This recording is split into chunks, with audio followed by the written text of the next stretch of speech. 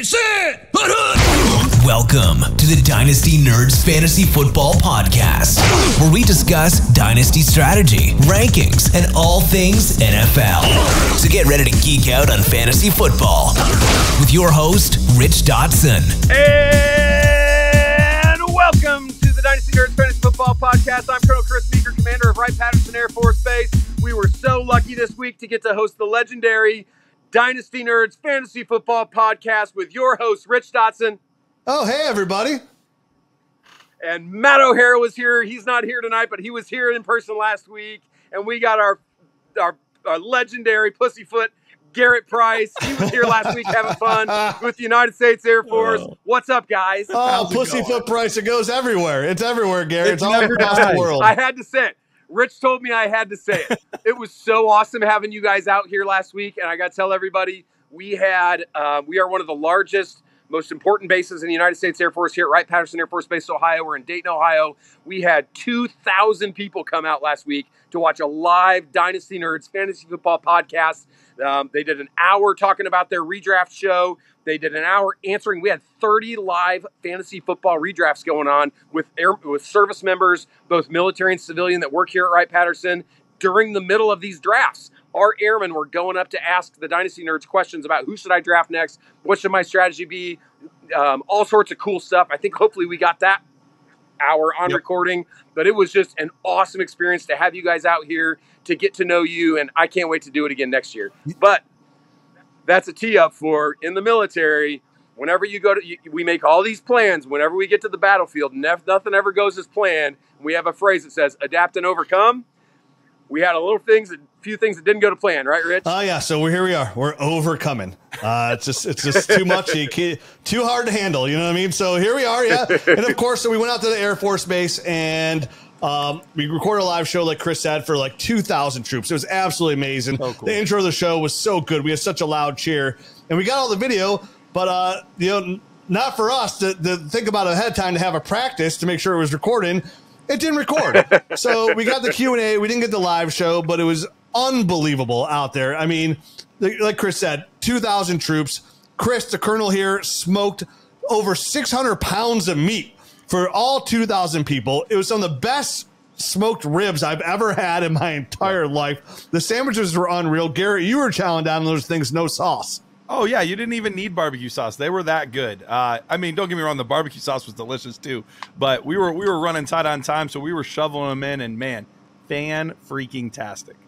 Yeah, there at the base, I mean, Garret, you can speak on this as well. We were treated like I literally feel now like I know how it feels to be a celebrity, because that's how we were treated, from going up into the C-17 jet and training with the medical crew, being able to sit in the cockpit during landing and takeoff, to seeing the national, the honor guard and how they practice and prepare for such an honorable duty that they have and missions they go on, and to see the dogs and everything that the Air Force Base has to offer was such a humbling experience, and one that I'll remember for the rest of my life. And then when we got to the live show to talk redraft, the amount of people that showed up, I was blown away on how big of a crowd we had. And it was great to see, because some Nerd Herd members were there in the military as well that showed up in their Dynasty Nerds gear. Yeah. It was awesome, man. I had such a good experience out there, meeting everybody, talking to anybody, befriending the colonel here himself, Chris Meeker, and talking fantasy throughout the whole, 40, what was it, Garret, 36 hours we were out there? 36 to 40 hours. Yeah, we weren't there long, but man, the entire time we were there, every person, I didn't want to get in the way. They got important stuff to do there, but literally people would they would do anything they could to try to make sure that we were comfortable, that we were enjoying ourselves, that we were having a good time, that we had what we needed. We had somebody chauffeuring us around. It was truly an awesome experience. Everyone was great. And just to get to be there in the presence of so many people that have dedicated so much of their personal and professional life to securing our freedoms is just such a cool honor. So thank you so much for having us there. We really appreciate it, and we look forward to doing it again. I'm glad you guys took away a lot of the important stuff the Air Force does for our country, but also how fun it is to be in the Air Force, right? Yeah. We gotta we work them hard and feed them good, and we always take time to take care of the troops.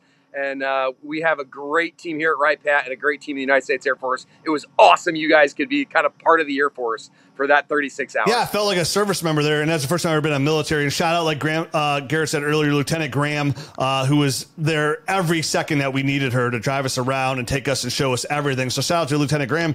And you're right, I never thought, like when I think of the military, I'm thinking like, oh, it's like this is a stern regiment. But everybody like seemed to really enjoy themselves, and it gave me experience. Like if anybody's ever thought about like, bettering themselves and serving themselves better, you have a chance to do that in the United States military. You can go out there and not only serve your country, but serve yourself and better yourself and learn so many different things. Because at Wright-Patterson Air Force, like the colonel said, they're doing so many things. I learned so much. I'm not going to go into detail because it's classified, so you guys all can't know about what they're working on there on the base. But they're at the forefront of the United States military when it comes to pretty much blowing stuff up, blowing bad guys up, and the technology they are working on our defense. So it was such a humbling experience. I'll remember it from the rest of my life.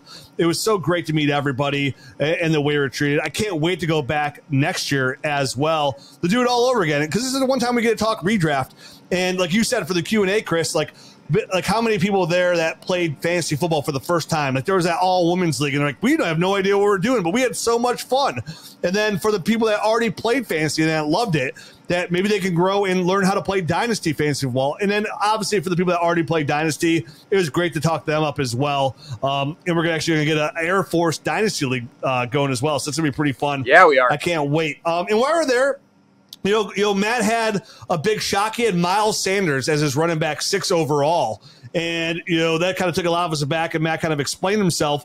But the colonel here, who's also a Nerd Herd member, he can tell you how long he's been a Nerd Herd member for. He also had a shocking running back number 6 overall. Before you go, Colonel, you want to kind of tell everybody who your guy is for this year at the running back position? So, yeah, absolutely. So I've been a Nerd Herd member for 5 years. And so I'm going to tell a story to my beginning of my relationship with this player that is my RB6. It was the startup draft, or not startup draft. It was the slow auction draft in 2022. Based on a bunch of advice from the Nerd Herd, I had traded away all my 22 picks except for one. I had 5 first-rounders in 23. I had 5 second-rounders in 23. In 2022, I only had the 204. And I woke up that morning for my first cup of coffee, and I was staring down a decision at 204 between Zamir White and Dameon Pierce. And you know what I did? I went to the Nerd Herd film room, and I watched all the film on both guys. Easy Dameon Pierce.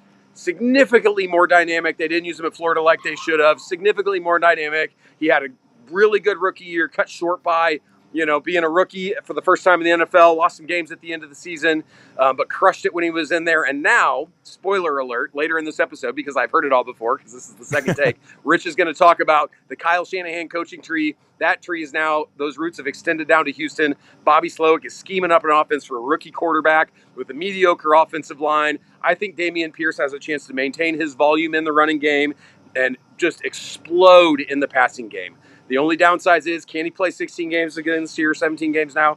And will they score enough touchdowns? But I'm all in. Dameon Pierce, my RB6 for the year. Rich, I was asking Rich, telling him I wish I had some crystal balls here to see if that was true or not. Next year, are you going to bring them? Oh, I'm 100% bringing the crystal balls. I'm going to dust those bad boys off. I mean, we can't be overcoming for our mistakes if we're not going to bring the crystal balls down to the Air Force Base. So that's a guarantee, man. I felt bad for not bringing those. It's been so long. So that's a bold take. It should go on like our bold prediction show, but I love it. I mean, I love the reason behind it. I love the fact that he's getting a little bit more involved with the passing game. I love that you used the film room to kind of make your decision there to get between the two guys that you want to, and you use your own eyes to make that decision and kind of break that tier. I love that. And listen, you don't make colonel in the United States military if you don't know what you're talking about. So you guys should all be writing this down as Chris vies for his retirement plan to become a permanent post of the Dynasty Nerds podcast out here, dropping. If Dameon Pierce becomes running back 6, we're gonna have Chris back on at the end of the year and talk about that 100%. So again, Colonel Chris Meeker, I cannot thank you enough for inviting us down to your base to not only just have a good time with the troops and talk fantasy football and do our show there, but to meet everybody, befriend everybody, see everything we got to do, experience everything we got to do, what a blessing it was. What a great experience. I'll remember for the rest of my life. I've had such a good time getting to know you. And now to be able to call you a friend going forward, it's been an amazing time. I cannot wait to do it next year. And it's been exciting. So thank you so much. All right, guys. It's been awesome getting to know you too. It was so much fun hanging out with you. And yeah, everybody out there, the Air Force is a good place to be. I second that notion. So Absolutely. We'll talk to you again soon, Chris. All right. See you guys. Appreciate you. Bye. All right, guys. So yeah, that was Colonel Chris Meeker from Wright-Patterson Air Force Base. I really wish we could get that show out to the universe, Garrett. It was such a good show. We got all the video from it, but we learn, and next year we'll do it better and we'll be better. You know what I mean? So we'll just put it out and let everybody lip read. Oh yeah, it's the best way to do it. Yeah. I thought about that too, but it was such a weird angle. So, and I love how Chris. One of the things I want to say there is like how Chris, Colonel Chris Meeker, like how he used the film room to make his decision there, right? Like he knows two players, and it's such a perk of being a part of the Nerd Herd. And right now, if you want to have an opportunity to join the Nerd Herd, it's real simple. All you got to do is go download the app Underdog Fantasy. It's our friends over at Underdog, and that's how your opportunity to play best ball fantasy football. And if you don't know what that is, you go on. You draft a team, and that's it. It's going to set your best lineup every single week. Whoever has the most points at the end of the year is going to win some cash. And there's so many different ways you can play. You can play a $3 league, a $5 league, a $25 league, a $100 league, a $50 league. First one person, 3 people, 6 people, 10, 12. There's so many different ways to go. And right now, we're running out of time as the season's upon us to join the Best Ball Mania. That's right. Last year, it was a $2 million prize. This year, it's a $3 million prize to first place with over $15 million in prizes. Last year, Pat Coran won it, and he won the $2 million prize. They're adding a whole extra cool mill this year. It's your opportunity to get out there and win a lot of cash. Join Underdog Fantasy. It's an app I use every single day. I am on there drafting. When one draft ends, I get on there and do another one. It's so fun. It helps hone my skill of holding value, right? Because when you're drafting, you're on the clock. That's when your feet are to the fire. That really tells you what player you like more than another one because you have to actually select them. And when there's $3 million on the line, you got to make sure you're making the right decision. Yeah. So go out there, download the app. And if you use the promo code NERDS, they're going to match your deposit up to $100. And not only on top of that, you're going to get full access to the film room like Colonel Chris Meeker was using there and everything we have to offer here at Dynasty Nerds, which is the Dynasty GM app, the film room, the Nerd Score, the bonus podcast. All you have to do is make a deposit of minimum $10, and they're going to match your deposit, and you're going to get a free 1-year membership to Dynasty Nerds by using that promo code Nerds. If you're already a Dynasty Nerds member, don't worry. You'll get a sheet to fill out the next day, and we're going to send you a free shirt. All of that using Underdog, using a promo code Nerds. So, Garrett, let's just go here. We'll start here. Now, we don't have Matt's this time, but we have ours. And, listen, ours. I mean, come on. Matt's a Dynasty guy. We don't need this redraft information anyways. Am I right? Yeah. I mean, come on. We want to get this guy court-martial from Wright-Patterson Air Force Base with this kind of information. So, we'll go through. We'll kind of give you each of our top 12, how we think they're going to finish at each position. And then we'll chime in like a guy or two and maybe even talk a sleeper here and there, depending on how much time we have. So, Garrett, let me give you my top 12 at quarterback for 2023.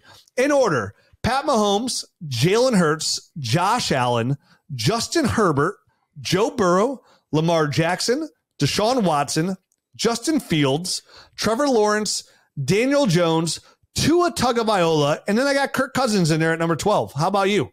Yeah, we have a few guys that are a little bit different, but our top 3 is identical. I've got Mahomes, Hurts, and then Josh Allen as well as the top 3, so we're identical there. But then I have Justin Fields, Justin Herbert, Lamar Jackson, Tua, Joe Burrow, Trevor Lawrence, Anthony Richardson, Deshaun Watson, and Dak Prescott.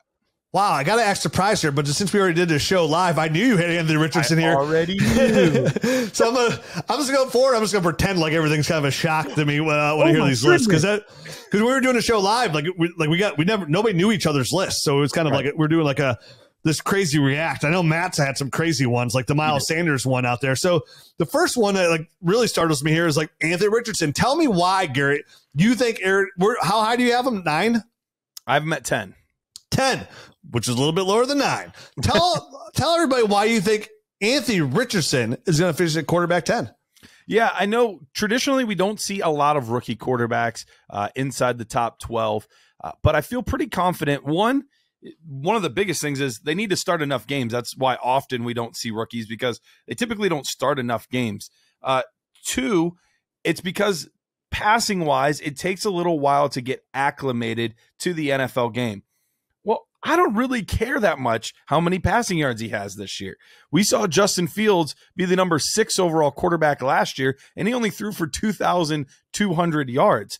And if anything, I feel like this is going to only help his fantasy football numbers, maybe not his real life success, but with the Jonathan Taylor news, which we'll touch on, with that news, even more of the responsibility on offense falls to him. So when things break down, he's going to be taking off and he's going to be moving, because they got to move the chains one way or another. It's either going to be throwing the ball to Michael Pittman and Alec Pierce, or it's going to be him making it happen with his legs. So I think the amount of just total volume that they're going to rely on him this year, but it's mostly because of the rushing upside of Anthony Richardson. It would not shock me for him to have 800 plus rushing yards as a true rookie.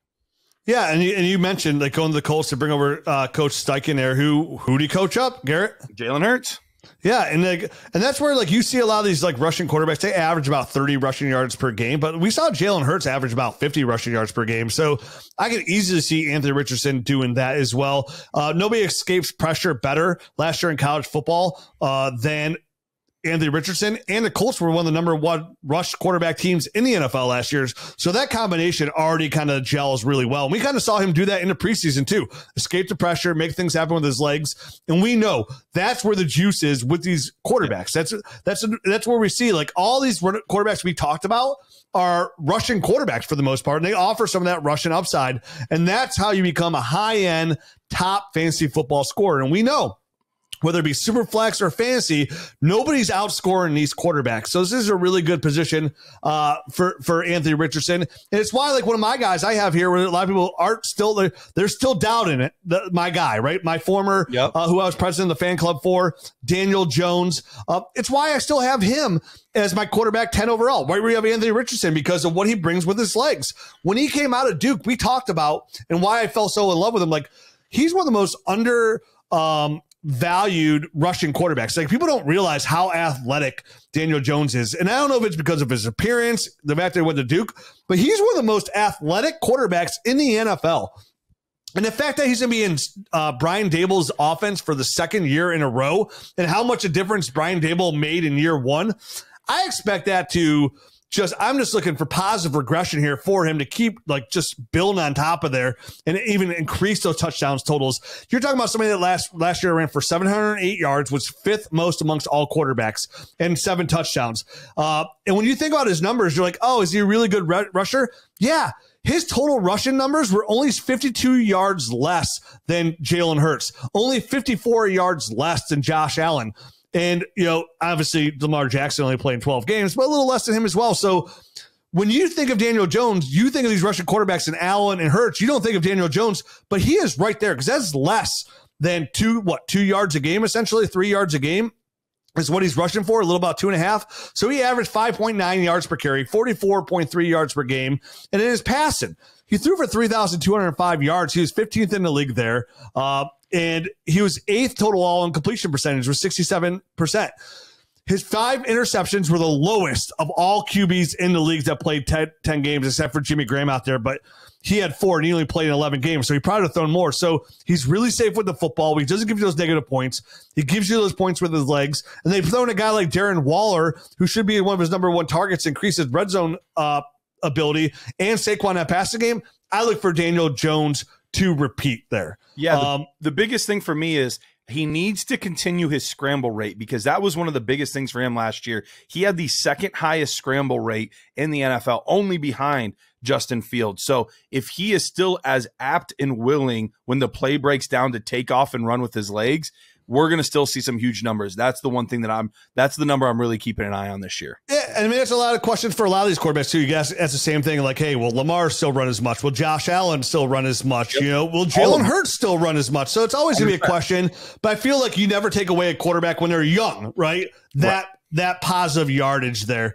I don't think we have to really get on a sleeper here. I mean, we talked about these in our last show. Let's give Matt's real quick, because if you remember, he had another shock. This was one of his other kind of surprising ones. He had Brock Purdy as his 12th quarterback. Oh, that's right. Yeah, he did, and he mentioned this, and this is where the Colonel said I was going to mention this offense, and Matt had Brock Purdy. He gave his reasons why, and I chimed in. Like Matt was talking about like his points per game last year and how he finished. He was like quarterback 9 overall when he played last year as well over the final 6 games, and we talked about, hey, when you play in a Kyle Shanahan offense, and it's kind of what the Colonel was referring to back with Damian Pierce is. All those quarterbacks succeed. And we saw it go back even when, all the quarterbacks he had, even when he was an offensive coordinator for the Browns, he made Brian Hoyer relevant.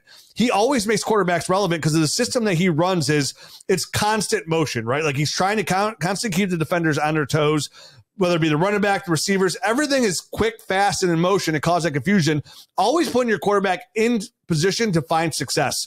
So Matt's sneaky guy, he had quarterback 12 was Brock Purdy. Kind of shocked all of us. He gave the reason why. And I'm right. I think the fact that of the weapons he has around him, Christian McCaffrey, George Kittle, Brian and Ayuk, and Deebo Samuel does put him in position in that offense and the scheme he's in. Because listen, scheme does matter. It matters for every fantasy football player out there. I think Brock Purdy could be a sneaky guy that could finish as a quarterback 1 at quarterback 12. And the big thing that we have to remember when we're talking about guys that are going significantly above ADP according to our rankings, that doesn't mean you have to take Brock Purdy as the 12th quarterback off the board. In fact, in redraft, I kind of like a Richardson Purdy combo there because Purdy's a little bit safer, but you get the upside of Richardson. But neither one of those guys you have to draft in the top 12. Anthony Richardson's going at 15. Brock Purdy's going in the early 20s. So you can absolutely sit back, wait, gobble up value, draft these other players at running back and wide receiver, draft those guys early, and then wait on quarterback, get guys like that, and still feel like you have a chance at a good season out of your quarterback. Absolutely love that. Now, before we get into our running backs here, we got to touch on Jonathan Taylor. Yeah, Garrett, we thought for sure possibly he would get traded, and if he didn't, well, hey, he'll suit up for the Colts. He'll play out his year. He'll be the guy there to go to Anthony Richardson. It turns out he does not get traded. He goes on a PUP, so he's going to miss minimum 4 games. There's some talk that maybe he's still hurt and that's why he's on the PUP. Maybe he's just going to hold out till week 8 because I'll keep saying he's kind of hurt. There's a lot of mystery here, and the problem with that is no matter what, missing 4 games, he's missing 25% of the fantasy football season right out the gate. That hurts any team. And with the mystery of him maybe not playing till later in the year, that hurts his overall fantasy value for this year. And when you talk fantasy football running backs, every game counts. Yep. Every year counts. When you're talking hashtag 2 to 3 year window, and definitely for a guy like him, who's an outlier most likely, so say 3 to 6 year window, after missing last year pretty much, and this year, 2 years, that's 25% of your total value that you lost. So not only are you losing 25% of this season, you're almost losing 25% of the total value. I don't know what you're doing with Jonathan Taylor, but I immediately, I had him in a couple leagues, and I put some trade offers out there. I sent one out there that, Garrett, I honestly couldn't believe that I got, because I got an offer. It was an offer I didn't like. Let me just put it that way. And I countered, and this is a team that, to put it nicely, Marcel, I'm not trying to be mean. I know you're listening. I feel we'll finish with the first overall pick. I feel like it's a super flex league. He's only got 1 quarterback. He's only got 1 running back, and it's like Alexander Madison. He's got no receivers, and he's got Kyle Pitts. Like, that's his team. I think he might have Brandon Ayuk. So he's got the odds of him finishing with the 1-1 are pretty high, almost guaranteed to be top 3. So I countered, and I offered him Jonathan Taylor for his 24 first, and he accepted. And he said, he's like, well, last I checked, Jonathan Taylor's a really good player, and I'm happy to get it. And I'm like, and listen, right now, we always talk about, Garrett, when's the right time to start getting draft picks? It's from right now, right before the season starts, until about week 6, week 7, the trade deadline, because people are going to see where their teams stand. Right now, everybody, that 24 first is so far away. If you see a team that needs a running back and you feel like they're going to miss the playoffs and be a top 5 pick, I have no problem trading Jonathan Taylor for that pick, because even as good as John Taylor is, he's still a running back. He can get hurt again. He finished the year last year like with his least efficient numbers he's ever had, even when he was on the field. And he's a running back. So when you can get opportunity, and people are like, oh, one person said you sold Jonathan Taylor low. You won't say that next year when you're drafting Drake May, when you're getting Marvin Harrison Jr., or if it all works out, Caleb Williams for a running back, right? There is no running back. Garrett, is there a running back right now? And let's even say Bijan. So Jonathan Taylor is nowhere. Yeah, you can't even argue. Like, Jonathan Taylor is not even close to Bijan right now. That's how much of a difference they are. Especially with this news, he plummeted in value. Yeah, and you would say in this draft, you would take Drake May, Caleb Williams, and Marvin Harrison Jr. over Bijan Robinson. And he's the best running back prospect we've seen since Saquon Barkley. If they were all in the same class, and we didn't have to wait an extra year and, we didn't have to worry about them getting hurt. If they were all in this 2023 draft class, Bijan Robinson, in my opinion, would be my fourth player off the board in a super flex league. Me too. So what do you do? So you love that trade then, right? You absolutely love it. If you think you can get a top 3 pick, then I love it. Now, if it, it's one of those ones where it's like, well, yeah, we thought it was going to be top 3 and then it falls to 6. Then you're like, that kind of sucks. But as long as it's top 3, amazing trade. But even then, I would say it still doesn't suck because it's worth the gamble because you're still going to get possibly a Quinn Ewers or another quarterback takes up forward here. You still got a Mecca Agbugba, I can never say his last name. Agbugba last name, and Brock Bowers and Travion Henderson as well. I know I'm sure there'll be another. And there'll be another. Sanders. Yeah, and there'll be a running back that lands in a great position on a great team that you'll be happy as well. And Jonathan Taylor will be 26 next year. So that window is really, really starting to dwindle here. And you're going to get somebody who's 21, 22 years old for a long haul. So is that what you're doing too? Are you putting offers out there to either buy or sell Jonathan Taylor, or just both, really? Yeah, it depends on where people are at with him, because people are on drastic ends of this. If I think I can get a top 3-ish first, I'll sell Jonathan Taylor all day for a top 3-ish first. If I can give a late first and get Jonathan Taylor, then I'll do it, because I still think he's a fantastic running back. I still think that once he comes back, the Indianapolis Colts are going to run him into the ground because they know that they're not getting him back. So let's get all the wear and tear out now that we can. So when he comes back, he's going to be great. So if I can give a late first and get Jonathan Taylor, sure. If someone wants to give me an early first and I'll give away Jonathan Taylor, absolutely. So it's all relative. It's all about how scared people are or aren't, that I'm just going to soak up the value on either side. I love it, man. And it's the thing, anytime news breaks on a big player, anytime, whether it be good, but mostly it's bad news like this. Sure. There opens a window. We always talk about windows in Dynasty Fantasy Football. Whether you're selling or buying, you push it to the extreme for extreme value, because when extreme things happen, it opens windows for extreme value. People make rash decisions and you act quickly on them, because when people have time to sit down and think about it, or more so go on Twitter and read all the reaction, it changes everything. So you want to act quick. And that's what I did. As soon as the news broke, I acted, and that's what it resulted in. Because if Marcel would have had more time to think about it, he'd be like, oh, man, I'm probably going to have a top 3 pick. I'm not giving my first. But his first instinct was like, oh, my gosh, I get Jonathan Taylor just for a first. One first, yep. And now realizing where it is, and that's good value in his eyes. But I played the Dynasty long game. A long game. And before we go on these running backs, I got to tell you one more quick story about that, Garrett. You're going to love this. Is in the group me chat afterwards, I go, hey, guys, I need a running back now. I don't have a first anymore besides this one. It's not available. But I do have 24 seconds, and I'm looking for a running back if anybody wants to send some offers on. And I got a 24-second for Zeke Elliott sent over to me or whatever. I got a couple offers, but I had one offer come through for both those seconds. I got offered A.J. Dillon and Aaron Jones. Oh, Aaron Jones is going to be a borderline top 12 guy this year, if not inside the top 12. Dude, I couldn't hit accept harder on my phone. I thought I was going to crack my screen. Then everybody in the groups are like, oh, even the guy I traded Jonathan Taylor's was like, I don't know what was worse, me giving you Jonathan Taylor for probably what's going to be a really high 24 first, or you getting Aaron Jones and A.J. Dillon for 2 really late seconds. And I'm like, I love Dynasty Fantasy Football, bro. I'm the smartest man alive. And it's those trades right there, right? Like both those trades and within an hour of each other is what makes this game so fun because it's so unpredictable. You know, you're going into the season, you have no idea what's going to happen. And then boom, an hour later, your whole team and dynamic's different. Like Jonathan Taylor's off my team and I have a high first. Now I got Aaron Jones and A.J. Dillon. I don't have my seconds. Like the dynamics of your team change so much. And it's why I love Dynasty Fantasy Football because the trades are always so wild and you never know where that value is going to come. And the power of draft picks change everything. And that's why I love it. So let's get in here. Let's give our top 12 running backs. And we'll probably sleep in a little sleeper here too, because some of these running backs are a little chalky, but you should expect it. Here are my top 12 in order, Garrett. So that's important here. That is important.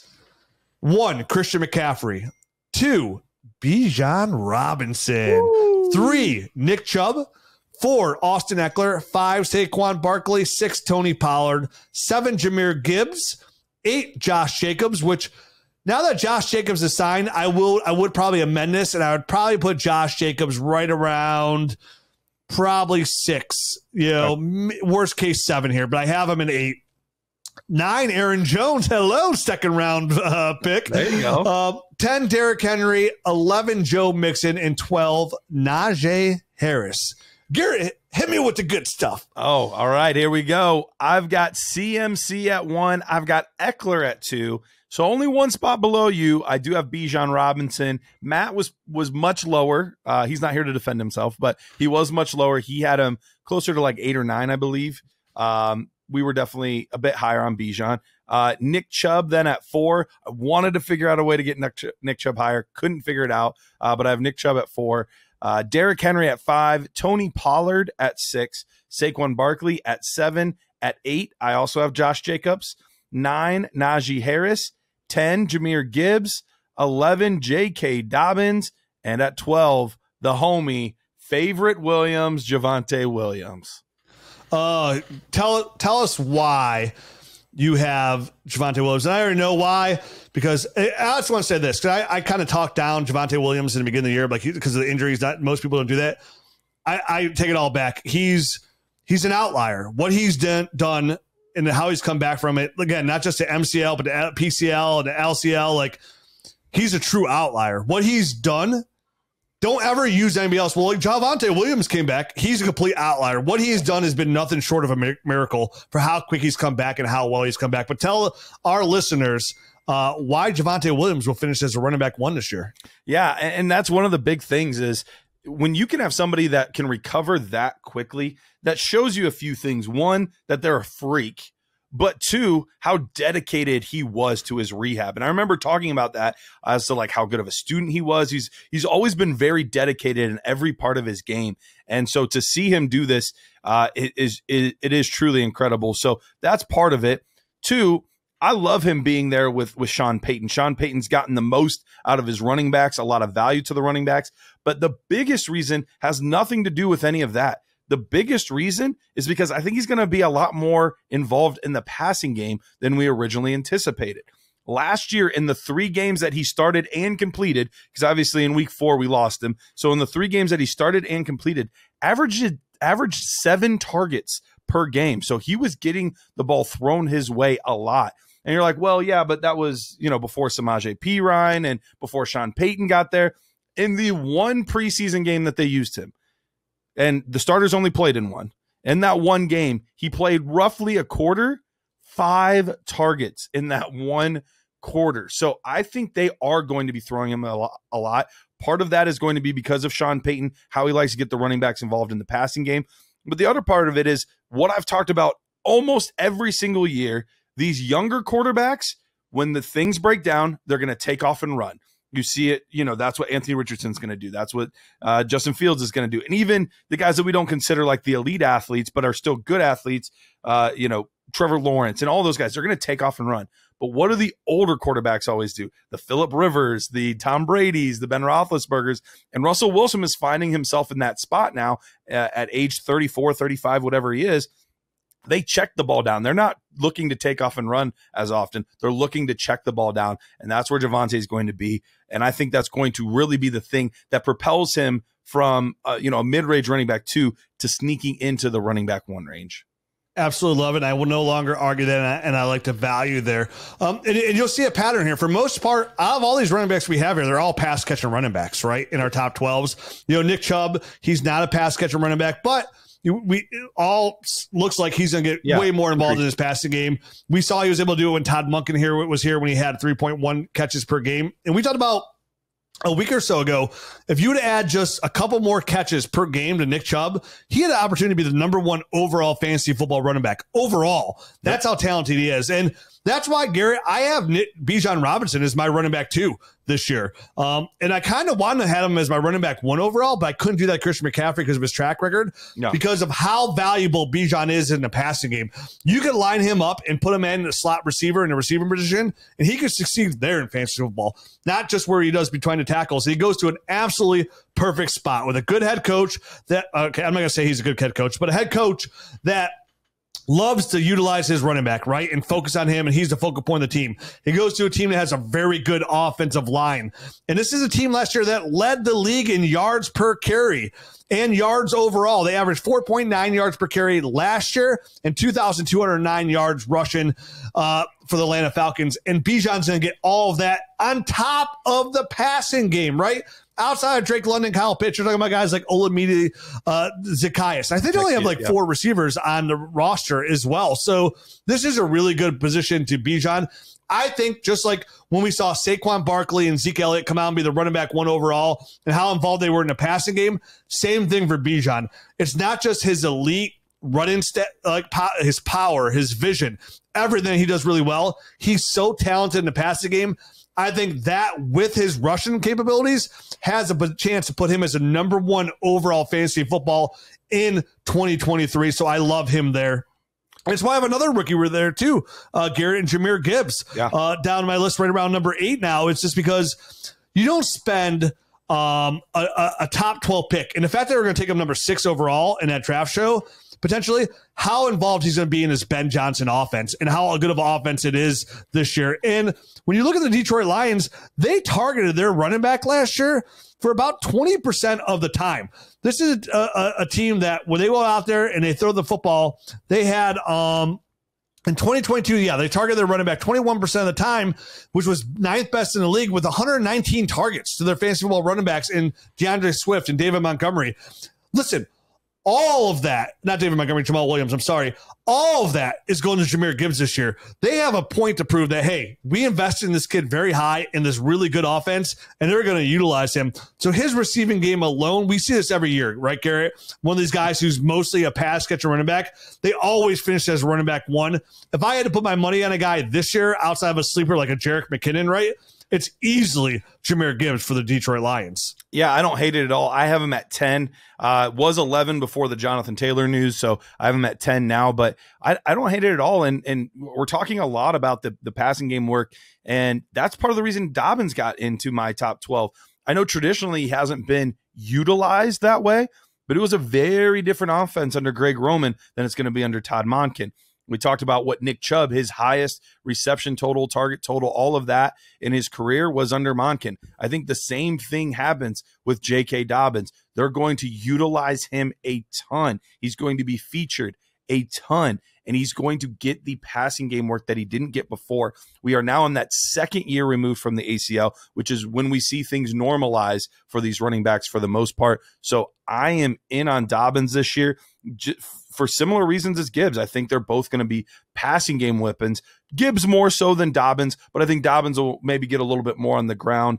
So I think both guys are guys that are young, exciting players that you want to have on your fantasy football team.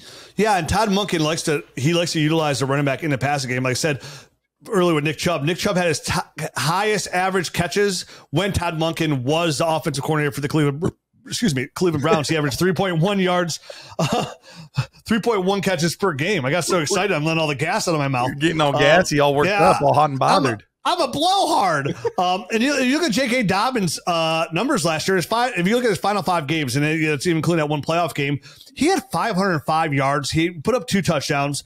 He averaged 6.56 yards per carry over that time. And if you throw his running style and his pass catching ability, which, yes, he hasn't caught a ton of football. He caught 18 passes as a rookie, which is good, and had 70 He also had 71 catches when he was at Ohio State. So we know he can catch the football. If he gets utilized there and they want to ease Lamar Jackson's workload because he hasn't been there the last 2 years when they need him the most, which is the end of the season, they're going to have to use J.K. Dobbins a little bit more than they have running backs in the past. So I absolutely love that you have J.K. Dobbins in there. I should have him in mind as well. But, like, listen, who am I taking out? Like him, Najee Harris, they're very close to me. Yeah. I love J.K. Dobbins. I hope he proves me wrong. He is a running back one. I've been preaching his name forever. I should. But I love the fact that you do, and I'm with you. I am rich on your side. I almost swore. You almost did. I was so excited for J.K. Before we get to the wide receivers. Yep. Gotta tell some people some stuff. That's right. FFPC, amazing platform. We've been talking about them all year long. Guys, this is the last time that you have a chance to get in on their huge redraft leagues. The FFPC main event, $1 million grand prize, another $1 million grand prize in the Fantasy Pros Championship. You can even sneak in a last-minute Dynasty League. That's right. You can still get a Dynasty League in if you're like, look, I've been wanting to try it. I just haven't done it yet, but I want to. Head over to ffpc.com, look for the promo code area and type in NERDS. That's promo code NERDS at myffpc.com. That will give you $25 off your entry, whether it's a $100 entry or a $5,000 entry. Head over to myffpc.com. And you got to remember right now at FFPC that the December's coming along here, so the season starts. They still have a lot of good opportunity, whether you want to do a last-minute Dynasty startup or draft for that $1 million prize in one of their big redraft contests. They also do it all when it comes back into the season. They're going to have a lot of good contests there as well. But you have that $1 million contest there and a good last-minute Dynasty League there. So can't wait to check them out there at FFPC, a place where Dynasty League is never folded. Check them out. Now, are you ready to get into this little action here with the receivers? A little wide receptor action. Let's do it. Yeah, a little more chalky here. So, we don't have to spend a lot of time on the receivers, but let's go down here.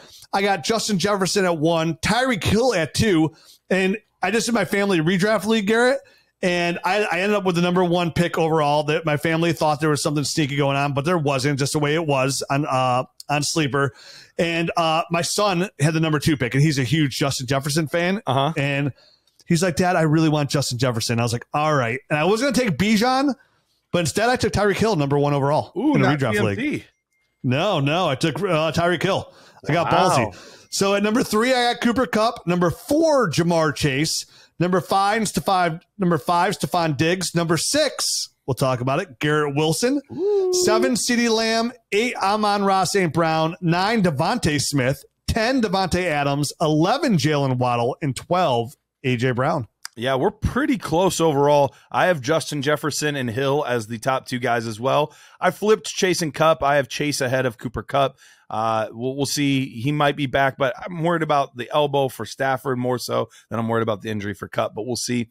CeeDee Lamb at 5, and then Amon-Ra St. Brown at 6, Devontae Adams at 7, Garrett Wilson at 8. So a couple spots behind you at Garrett Wilson. But watching Hard Knocks just makes me want to keep moving him up more and more.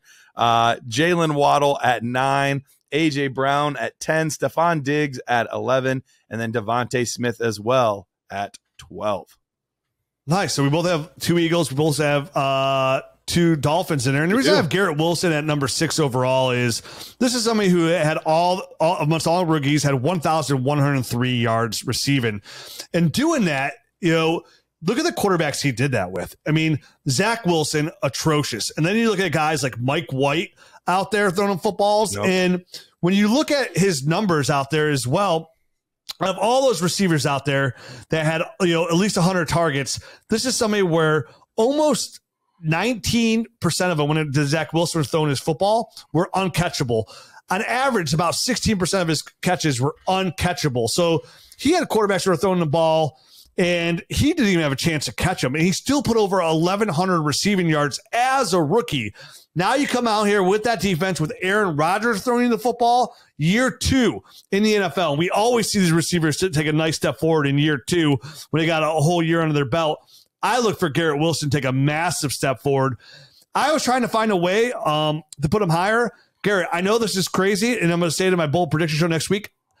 I have him at 6, but I'm going to make a bold prediction next week that I think Garrett Wilson outproduces Jamar Chase when it comes to fantasy football points. Woo, bold prediction, baby. Little early teaser. We'll talk about it again with Matt next week. That's bold, but I want to hate on it, but I can't because I could absolutely see it happening. Mild predictions, baby. No, I love Garrett Wilson too, and I'm a firm believer that targets are earned. And last year, as a rookie, Garrett Wilson, 6th most targeted receiver in the league.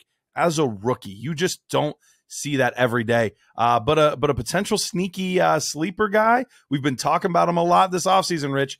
Guess who was number 7 in targets last year? Do you know?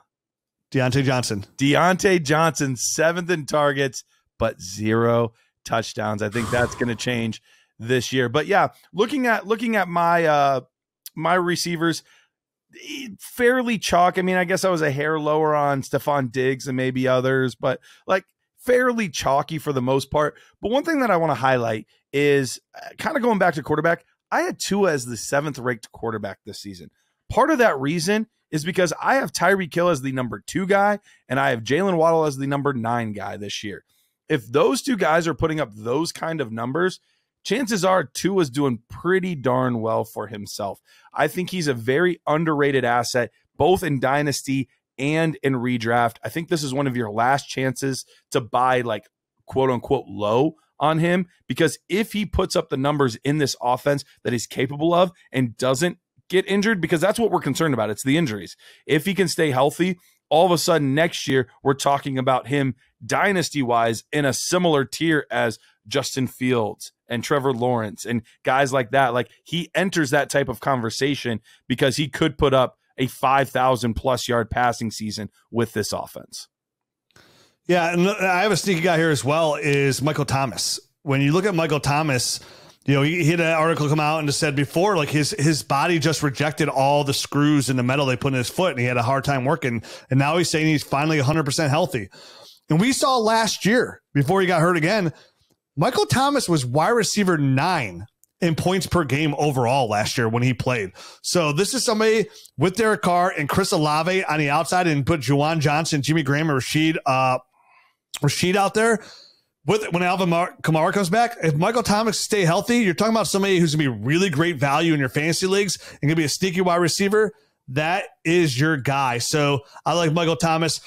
Garrett, let's go ahead and get ready to wrap this up here. Let's give our tight ends as our top 12, and we'll be good.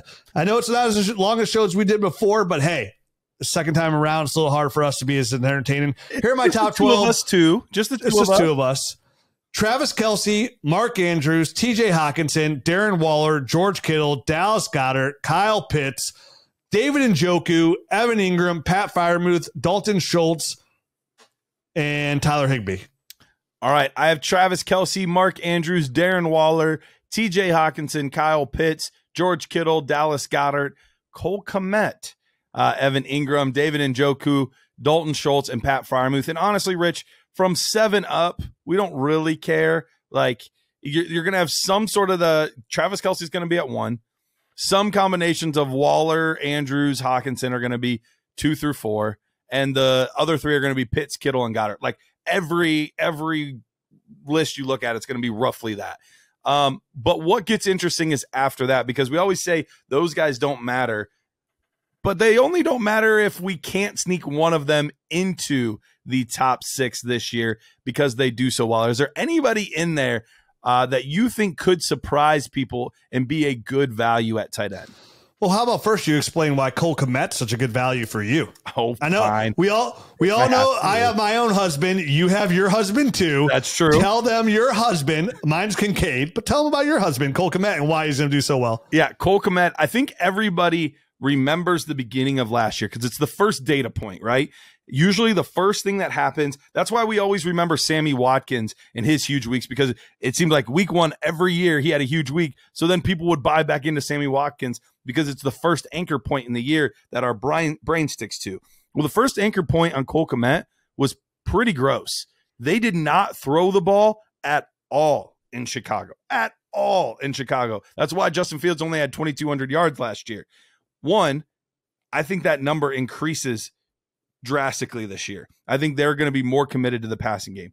Two, I know people are like, well, DJ Moore's there, and now that I don't think DJ Moore has anything to do with Cole Kmet's target share. I think it has everything to do with Darnell Mooney's target share. Darnell Mooney will now move to the third option, but Cole Kmet's still going to be the second option in this offense, just like he was before, and he's going to be especially emphasized in the red zone. But three, most importantly, we forget that last year, over the second half of the season, Cole Kmet was tight end 4 over the second half of the season. So he was fantastic towards the end of the year, putting up some really big games, finding the end zone. And look, he wasn't even as effective in the targets and in the yardage as he was the year before when he had 0 touchdowns. This year he had more touchdowns. He puts all of that together. We are looking at a guy that could be a top tier tight end. Yeah, and I look for like a guy like David Njoku to take a big step forward this year. We're talking about a player that has gotten better every single year of his career in the NFL. And right now, we look for the Cleveland Browns to throw the football way more than they did last year in this offense. And with Njoku progressing, remember when he came out, he was so raw, right? Yep. And we saw his numbers. My favorite number that really increased for him is his catch rate. 72.5% is what his catch rate went up to. He's their number 1 red zone target. We've already seen the preseason, a lot in practice here too. So then if Njoku can get his touchdown total up, he can be one of those guys that sneaks into that top 5 that's kind of sneaky, where he comes in and catches right around like 600-700 yards right around there. But he has those double-digit touchdowns that really propel him. I look for this offense to take a big step forward. I just started my high-stakes redraft league. Now that it's my first redraft league out to my family one as the show started. It's my high-stakes league as well. And I picked number 6, Garrett. I just got Christian McCaffrey. Ooh. Yeah, pretty crazy. I was going to take Bijan, but Christian was there. So congratulations on your championship this year. And to be fair, like one of the guys in here is Travis Kelce's former roommate. He's really good. He's like best friends with Travis Kelce. Always takes Travis Kelce like really high. So. Honestly, I wouldn't hate taking Travis Kelce that early this year either. No, I would take him 4 too. So that's our redraft show. It's been. Hopefully, you guys enjoyed that one. A little different, and we're not remote. We'll be back here next week with our bold predictions. I can't wait to do that. I got all Labor Day weekend to kind of build these up. I kind of gave a hint at one of those, and we're back then. We're ready for the regular season. So thanks for listening. We'll talk to you guys very soon. Garrett, hit him with the Matt saying, adios.